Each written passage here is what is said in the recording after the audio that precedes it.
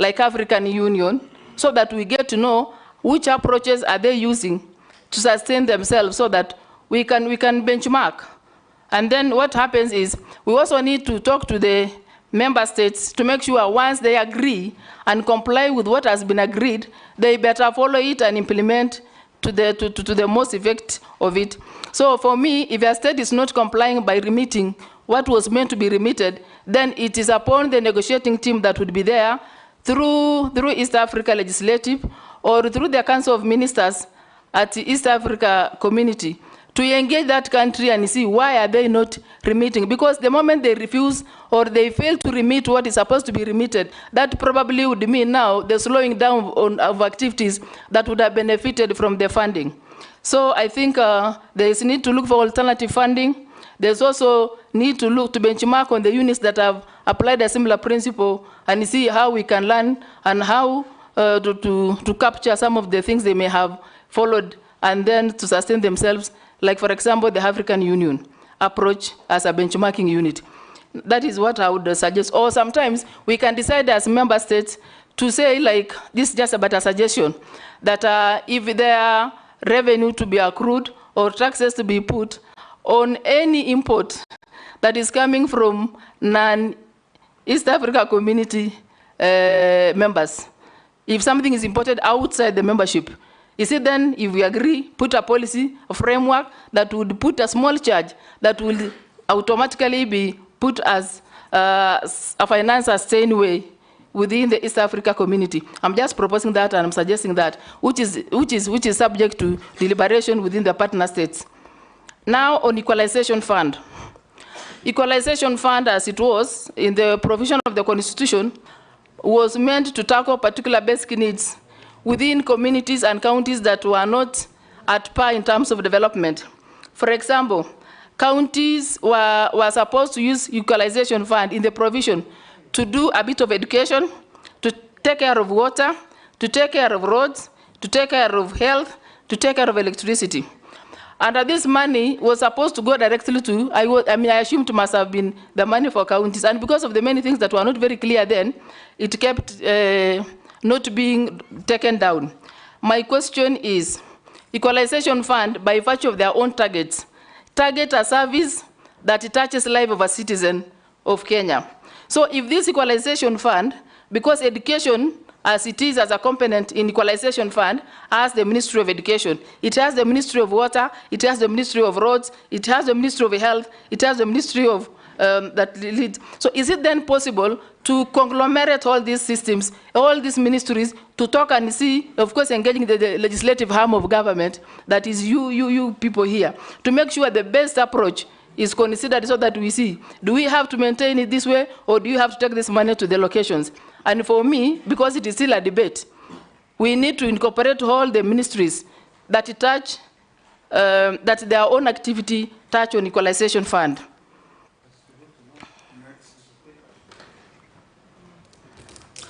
Issues on disaster or drought, and then in the country that seems to be taking people unaware. Actually, in my view, I feel people are not serious when it comes to handling of disasters and droughts, because I believe there are institutions in this republic that give early warning reports. NDMA gives early warning reports on the potential and the likely effect of the climate and the effects of droughts, all those things. If we would only utilize the report in early enough within the context of early warning to make sure the best is planned before, the best is prepared before the thing strikes us. But in the event that drought has come, the opposite of drought has always happened in Kenya.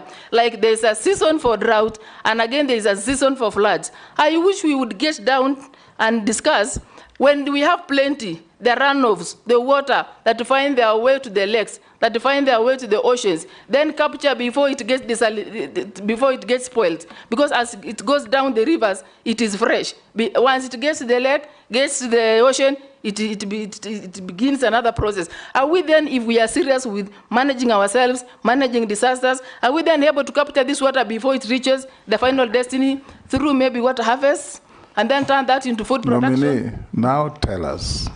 Forget about we. Oh. You have been nominated, and if you find favor, you will become the CS. When you sit in that office, it is not we now. It is you, the CS. What will you do so that those extremes don't become a constant nightmare for our country? Mr. Speaker, the reason why... When there is drought, we die. When there is rain, we die.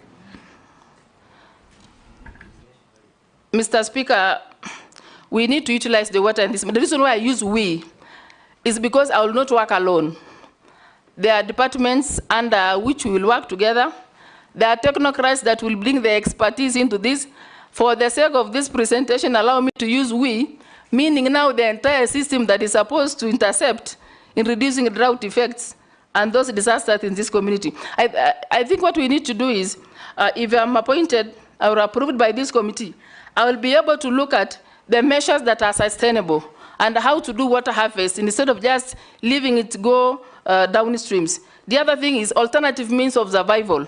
Like if you utilize a report of early warning, that would mean now we will prepare our people to question themselves from their hard effects that may come through maybe sensitization or making them grow alternative livelihoods so that we don't wait thousands of cows to go down and then bring relief food so that again we work around what they know to perfect the system and to question them from the bigger effects. So for me and my team, and that's why I was using we, allow us to work around modality that incorporates all partners in this, to talk about it and come up with a solution. And that will be my work to make sure we mobilize all partners that deal with the disaster, drought effects, to put their brains together and come up with projects that would reduce the effect without necessarily having Kenyans to lose lives. Thank you. Owen, Robert, and Mule, in that order.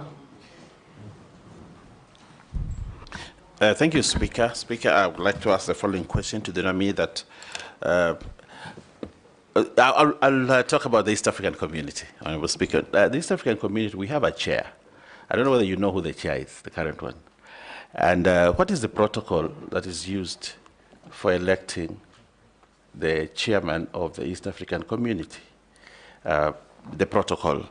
The second one is you will be, if appointed, you'll be our top diplomat within the East African community, apart from the Foreign Affairs Minister, but you'll be our top East African diplomat. And you know we have the Political Federation Protocol. As it is right now, there are a lot of tensions among member states, where Uganda and Rwanda regarding border issues. You have Kenya and Uganda on the Migingo, which is also another border issue. You have the M23 rebels in DRC Congo that is pulling in Rwanda. You have the Kenya-Somalia territorial water dispute that has gone up to the highest court of the world. And then you have internal conflicts between Burundi and Rwanda. Based on this, do you think East Africa is likely to achieve a political federation? And do you have knowledge of the political federation protocol on the East African community, and how far are we in that protocol to getting a political federation? And lastly, Honorable Speaker, I've checked your educational background. I realize a gap. You start from a trade test to a certificate, then there's a gap, then you have a degree, then you have a master's. So how did you obtain a degree without a linking diploma? Thank you, Chair. Thank you, Mr. Speaker. Madam Nominee, while answering Honorable Mary's question on alternative funding, I heard you mention that you would be proposing taxes so that they can be able to be used to support the community. And be careful, Kenyans are very uncomfortable with any mention of additional taxes. I have two issues. One is the Ministry of EAC is an important ministry, because I think what part of the protocol is that every one of the partner states has to have that ministry as a standalone ministry. Although Kenya, we have connected it also with ourselves. How do you believe Kenya benefits or continues to benefit from being in the East African community, noting that sometimes some of the trade agreements are not in our favor? So I'd like a clear answer on that one. And secondly, this is basically coming from the public since we started vetting. And you have served as in the Rift Valley Water Service Board as a director from 2008 to 2012. You also were a CEC in Turkana County government from 2013 to 2016. More or less, you have actually been working for the public and earning your pay from taxpayers. Now, the thing that public has been helping us to do in vetting is the issue of net worth, and they have been very, very particular. You've noticed all the headlines. Every time we have vetting, the main issue of concern is the value or the net worth of the individuals that we have been vetting. I've gone through your CV. You are saying you have a net worth of 100 million. I would like you to probably just to allay the fears of the public so that they don't think that you got this from Turkana County when you worked as CEC, to just tell us how did you acquire it? Because every time we have mention of money, people think that is all stolen money. So you need to explain to them how you acquired this money and that you've been paying your taxes appropriately, so that we can put this matter to rest. And you're doing this because of all the other candidates that have come before us who never got this question. Thank you, Mr. Chairman. Thank you, Mr. Speaker. Welcome, nominee. A quick one is that East Africa community has a common market protocol of free movement of labor. And you know very well, in this country we have a huge batch of youth who are seeking for employment. What measures are you going to put in place to ensure that this free movement of labor does not come to disadvantage our youth within the country, that is Kenya? And secondly, as you are joining this ministry, if you are approved, I want to hear your mind on the East African Development Bank, whereby it is a bank run by the state partners, and sometimes as legislators, we have been not able to get clarity on the investment in this bank, the loan portfolio in this bank, and the capital investment of this bank within Kenya. Leave the other states, within Kenya, because you'll be representing Kenya when it comes to that. And last, we are aware that the leadership of this bank has been embroiled on mischief of leadership. Will you be able to come clearly and firm that you will be able to stand with Kenyans to clear this mischief? Thank you. And answer those three: Owen Bayer, Robert Mbui, and Stephen Mole. Through Mr. Speaker, the issue of who is the current chair for East Africa Community, I have read it is His Excellency, the President for Southern Sudan, Salva Kiir. And I think the arrangements of choosing is basically interpresidential arrangements, internal. So I may not really have details of it, but I wouldn't mind searching over it, because I was not anticipating a situation where I would get into the finer details. On the side of the diplomacy on political federation, on what is being contested within the borders of member states. Actually, the issue is having what I started with by saying every country has their own sovereignty and their political interests. The agenda to maintain the political federation here is at least the member states having the policies through the legislative arm of East Africa legislation, or assembly to come up with law that will give every state member an opportunity to implement what has been agreed for the good of the community. I know it is sometimes hard, but again, mediating, consulting, talking to them and their member states and all the key partners that add value to the political federation, be it within the countries of the member states or not, they need to talk to each other, they need to embrace, they need to be facilitated for the full realization. So for me, partnership, networking is very critical in enhancing the political federation. I know sometimes they would slow things simply because one decision arrived at may not be the decision that would be fast-tracked to be implemented. But with the proper consultation, continuous dialogue, continuous arbitration can bring us to a solution that would enhance the political federation. Now, on the side of... Honorable Speaker. Yes, Owen? Just, I don't know whether the nominee understood me. You know, there is envisaged a political federation of the East African states, including a currency. Oh, currency. And including, you know, bringing it together and forming a state of East Africa, you know. And there are certain steps that have been taken towards the realization. Owen, I think you should also be fair to the nominee. There are three different things. Yes. There is common customs or customs union. There is common market. There is common currency, political federation. Each is a separate engagement. So if you are talking about monetary union, don't mix it with political federation and vice versa.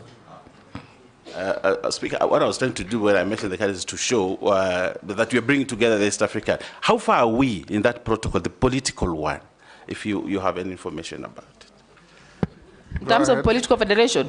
Yes. I think because the most that leads is the political goodwill from the member states. So, and if we look at where we are right now, at least I see we are making progress as an East African community. Compared to what may have collapsed the East Africa community back 1977, the things that are there right now are structures. And if you look at the progress we've made so far, which I believe is out of political goodwill, if not so, of course, not in a big way, but even enhancing an agreement to have the legislative arm in Arusha is a step forward. If you look at the way we have had the secretariat on board, it is progress. If you look at now even the Court of Justice in Arusha, it is progress. At least the progress that is headed to the right direction. I know we've not achieved so much, but I assure you, at least we are beginning and we are headed to the good direction. Question? To questions from Robert Mbui. On my degree, Yes. on academics. Yes, the gaps in your... Yes, I can explain. Actually, what happened is I took a course in certificate in a place called Kobujo Social Development Training Institute that was examined by Kenya National Examination Council. And if I were not, the fact that I have no diploma means I would have reduced, if I had diploma, I would have reduced my degree years to 3. And because I didn't have a diploma, I had again to go for a degree for 4 years. 1 extra year has been added because they said we cannot be, if I would have gone for diploma, I would have gone for a degree for 3 years. And because I went for 4 years, that is now meant to take care of the diploma that was not there.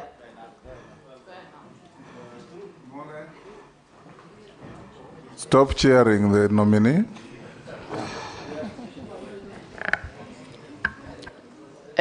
Through the chair on taxes. Actually, I know it is very sensitive right now in the Republic of Kenya to talk about taxes. Kenyans will come on you, and they will come for you. What I mean here is I was seeing an alternative way of sustaining the development and the activities within the East Africa community. As of course, there is remittance by each member state as a source of revenue to sustain the activities of the community.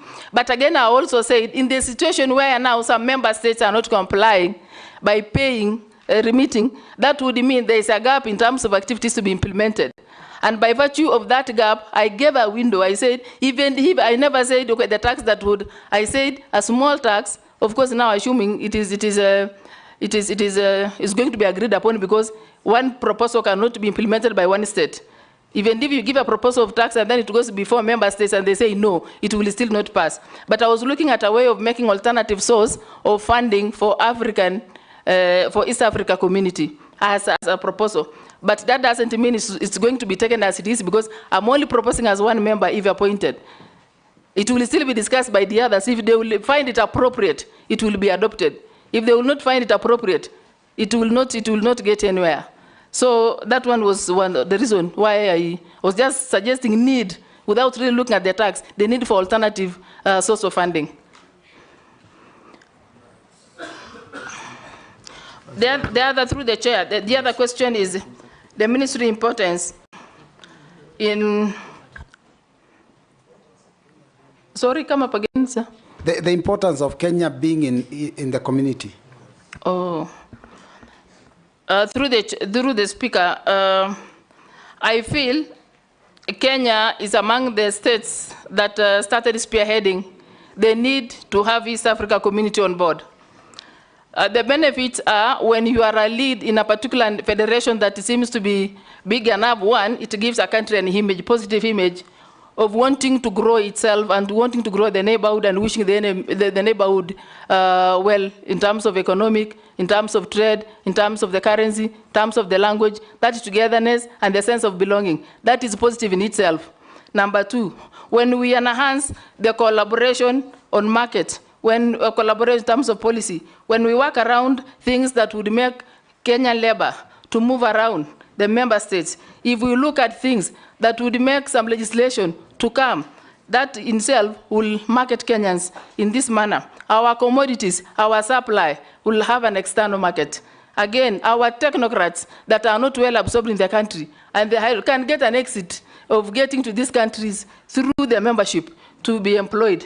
Even the constraints that they undergo in terms of licenses to work, those documents, by virtue of being a Kenyan, and Kenya is a member state of East Africa community, that will give leverage to that Kenyan to just walk around the continent, the membership states, and get employed, look for a job. I mean, Kenya will benefit.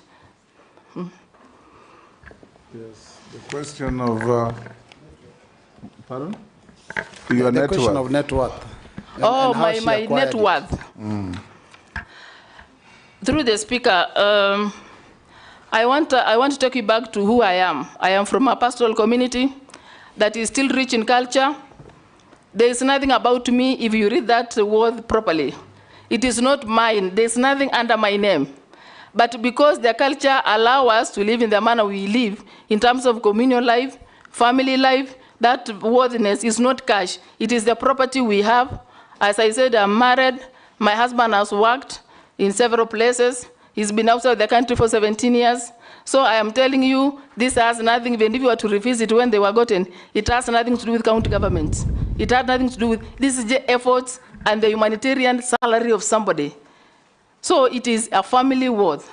Family worth, and you know, by virtue of being from that area, family worth is equally a community worth.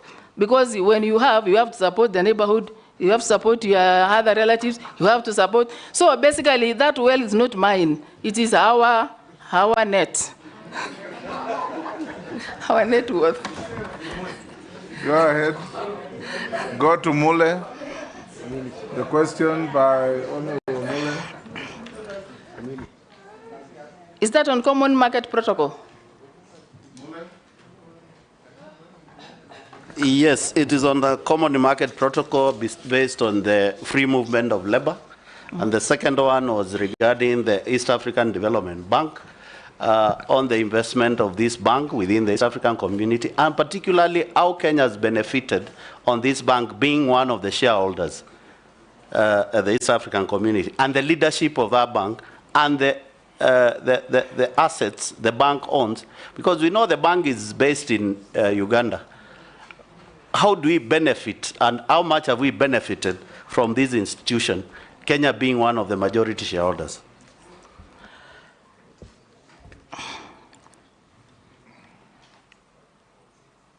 Through the speaker, sir, on the East Africa Community Common Market Protocol labor, actually, this movement of the population, the experts. Movement of labor, he's saying. Yes. Yes. It's actually something that we need to enhance more. And in terms of benefiting Kenya, on the side of the bank, this one I'm telling you, if you're going to appoint me, I will get into this to make sure I get to the finer details. Because right now— Don't trap yourself. That bank is not under your jurisdiction. But the question— It's under the jurisdiction of the Treasury. So don't trap yourself. It's okay, Mr. Speaker, but you know— It falls and it carries an East African name, but it's under the jurisdiction of the Treasury.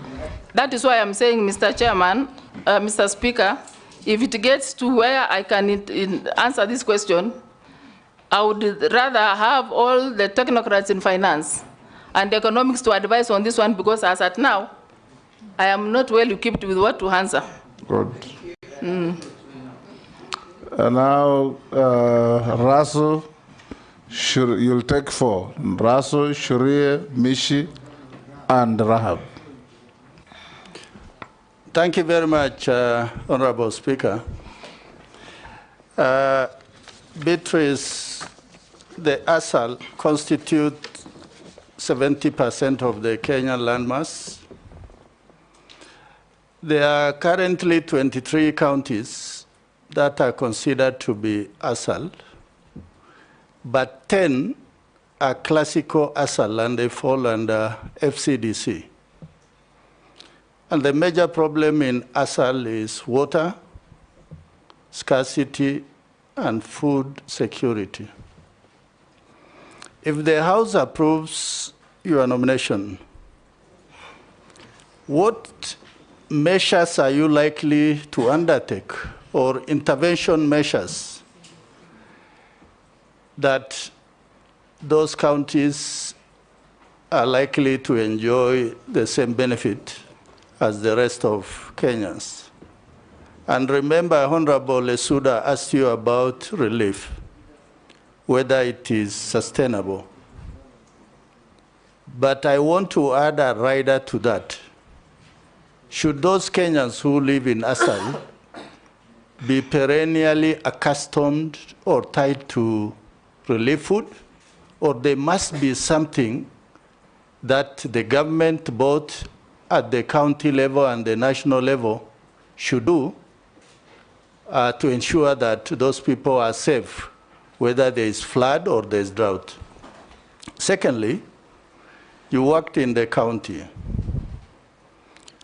Those of us sitting in the National Assembly, we feel that whereas the counties in the urban or fairly developed areas are doing extremely well with devolution, the counties in the ASAL are not doing as much. Tell us what is any success story maybe you can tell us from Turkana, or if there are problems, what are these problems that these counties are still tied in the past? Thank you, Honorable Speaker. Yes, Shuria. Thank you, Honorable Speaker. Honorable Speaker, I just have 2 questions for the nominee. I think one you somehow mentioned it, but I'll just want to ask. The East African community is built on 4 pillars. Would you be able to mention them? And my question number 2, the ministry that you've been appointed for has always been reactive to natural disasters like floods or drought. What measures would you put in place to make the ministry proactive rather than reactive on natural disasters? I thank you, Honorable Speaker. Thank you, Honorable Chairman. Honorable Chairman, my question to our nominee.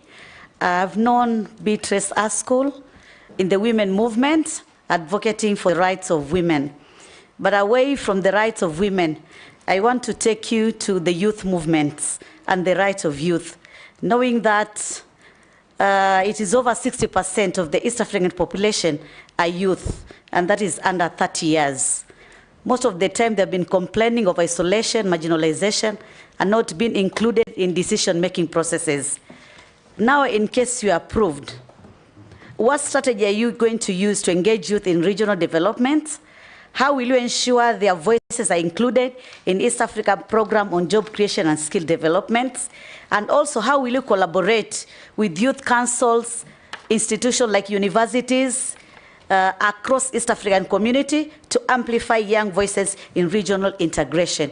My last question, it is on the issue of security, especially for our fishermen in Migigo Island, knowing that we are using that resource among East African community.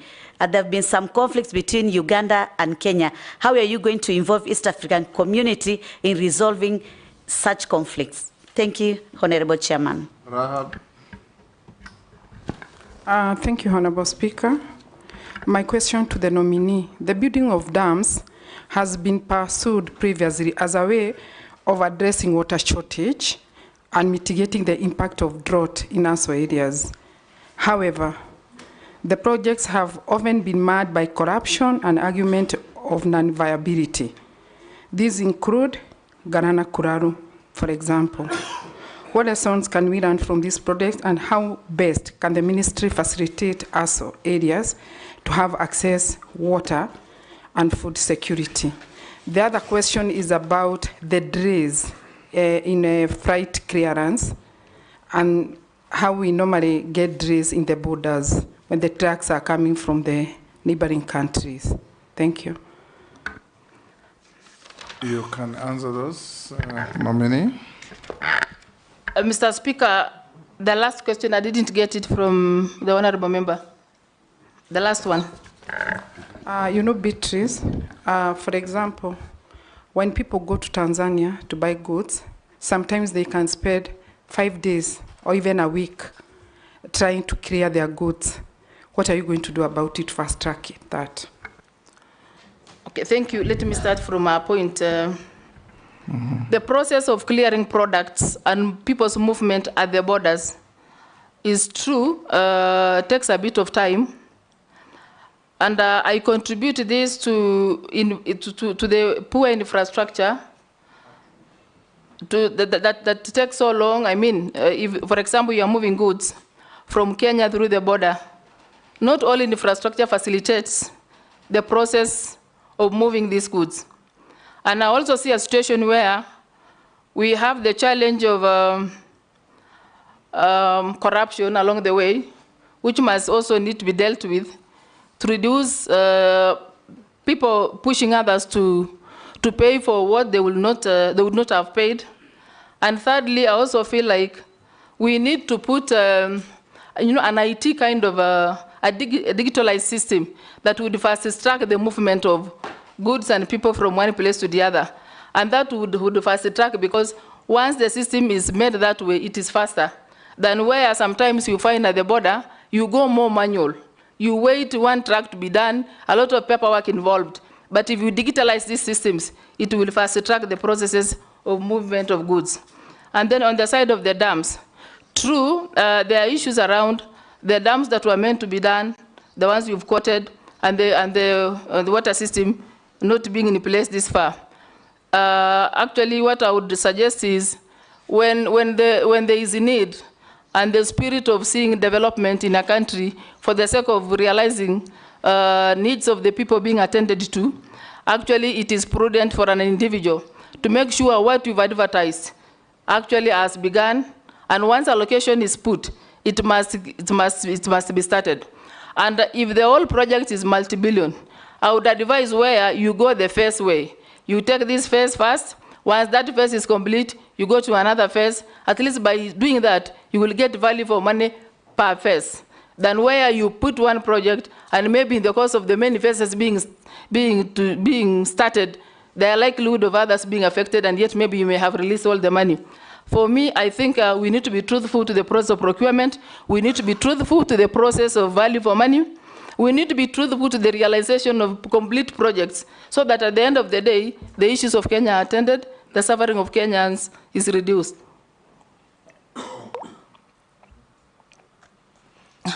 Now, the other point, through Mr. Speaker, of Migingo Island.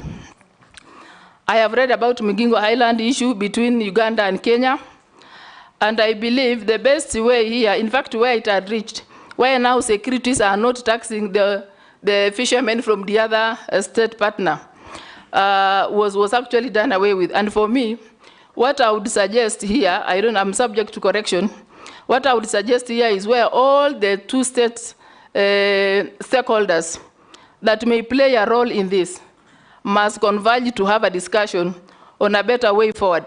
And to some extent, I would suggest that we have a legislative arm and we also have Court of Justice in Tanzania, where they would take the lead role in mediating this issue between Kenya and Uganda, and also getting other non-interested parties, non-partisan, also come to arbitrate, so that at least at the end of the day, resolution is found and no citizens suffer.